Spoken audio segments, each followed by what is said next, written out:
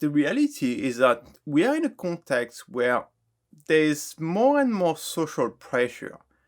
Basically, if you realize it, and a lot of people come to me and share this with me, is that they can't go toward their family or toward other people around them um, and talk about taboo things, basically. So if they were to do this, the other people would be upset right away, or they would be aggressive and stuff like that. Well, what kind of society is that when you can't actually even talk about topics anymore?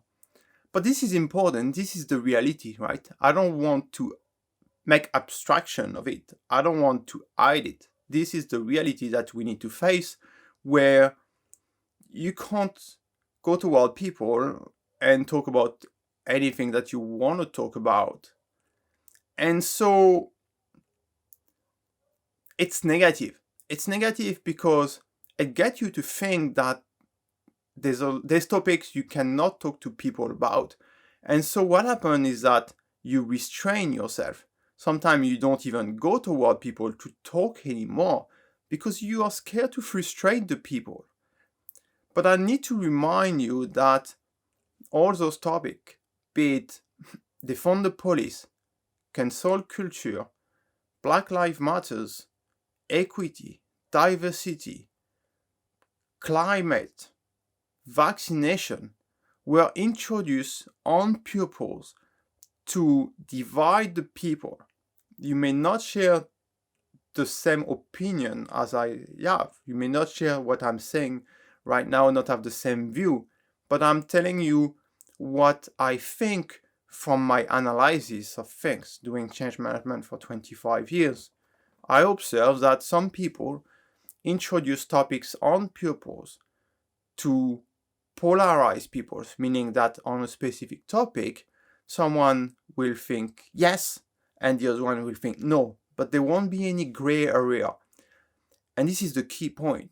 If you want to divide people, introduce topics in this manner and polarize the people, it's either yes or no. There's no more gray area.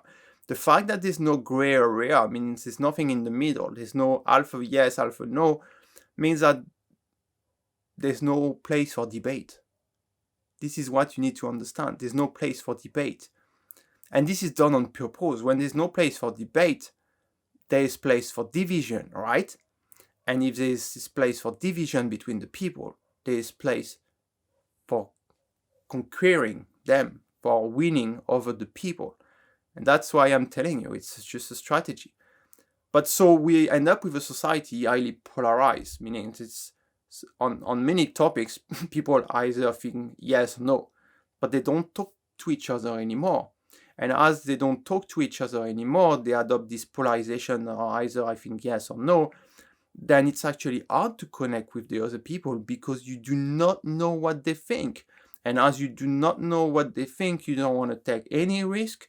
And so you don't engage inside conversation. And it's exactly what the people introducing the polarization in the first place want.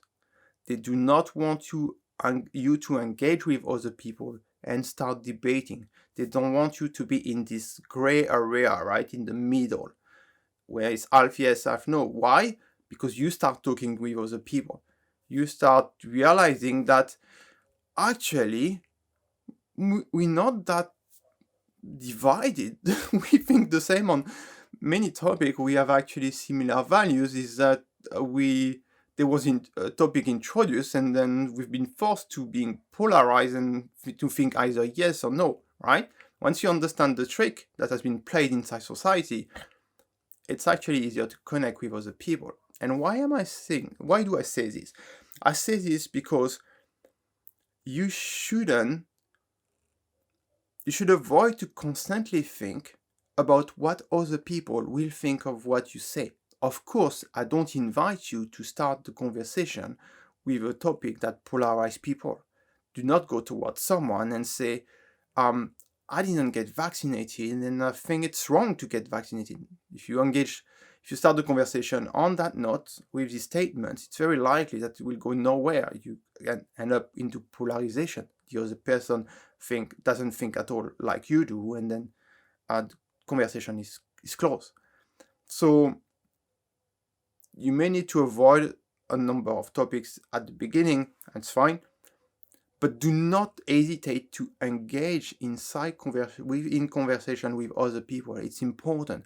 If you actually continuously think, oh, they may think that about me, or it's like, and close yourself, don't engage with people anymore, then you're actually contributing to a society where you will be under full control, because everyone will be divided, doesn't dare to talk to each other, and then what happened is that, yeah, whoever want to progress his interest managed to do so, right? And then as people don't talk to each other anymore, they don't trust each other anymore. And society where there is no trust, a bit like in China, so I've been spending time in China, and I realized that a lot of people don't trust each other anymore. Ask yourself why, right? Because they don't talk to each other anymore, because it's been polarized on society and on diverse topics. So you need a bit of courage to go toward other people and engage in conversation. Don't hesitate to do so. There'll be times where effectively the other person won't be nice to you, may say bad words, they may say bad statements, but so what? At the end of the day, I will be a minority of the people, and that's the case for me. I engage in a lot of conversation. I go into groups. I try different things. The number of people who are really assholes is very few of them, and it's not worth not engaging because a few people will be negative. Think about all the people who will be positive and will engage with you in a qualitative manner. Thank you.